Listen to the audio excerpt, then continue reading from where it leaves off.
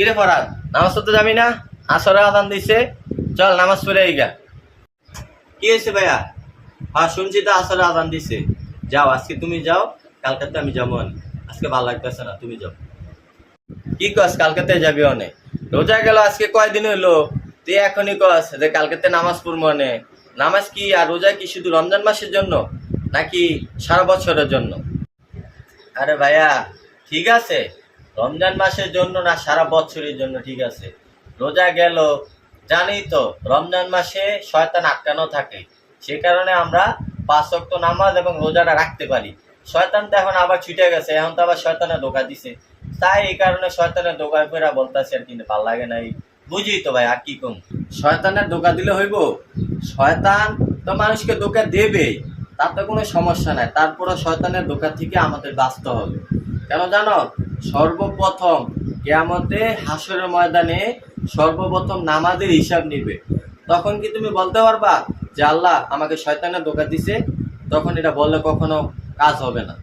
এখনো সময় আছে, চলো আমরা নামাজ পড়ে আসি। আর রমজান যেহেতু আমাদের জন্য আল্লাহ তাআলা দিছে, আমরা যেন এই রমজানের শিক্ষা নিয়ে আমরা যেন সারাটা মাস এবং 11টা মাস যেন আমরা এই শিক্ষা নিয়ে চলতে পারি। এই কারণে আমাদেরকে রমজানটা দিছে, বুঝছো ভাইয়া? এসব বাদ দিয়ে চলো আমরা নামাজ পড়ে আসি। আল্লাহ তাআলা আমাদেরকে হেদায়েত দান করুন। ঠিক আছে ভাইয়া, বুঝতে পারছি। তোমাকে বলার জন্য অসংখ্য ধন্যবাদ। আর আমরা যারাই আছি, আমরা সবাই এখন থেকে, রমজান চলে গেছে তাতে কি হয়েছে, আমরা সবাই এই রমজানের শিক্ষা নিয়ে আমরা 5 ওয়াক্ত নামাজ পড়বো। কি পারবো না? ইনশাআল্লাহ। শয়তানের চেয়ে মানুষের শক্তি বেশি, সেটা কি আপনারা জানেন?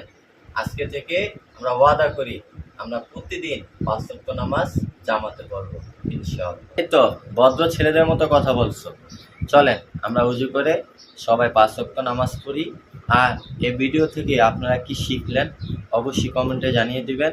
যদি ভিডিওটা ভালো লেগে থাকে তাহলে অবশ্যই ভিডিওটা শেয়ার করে অন্যজনকে দেখার সুযোগ করে দেবেন।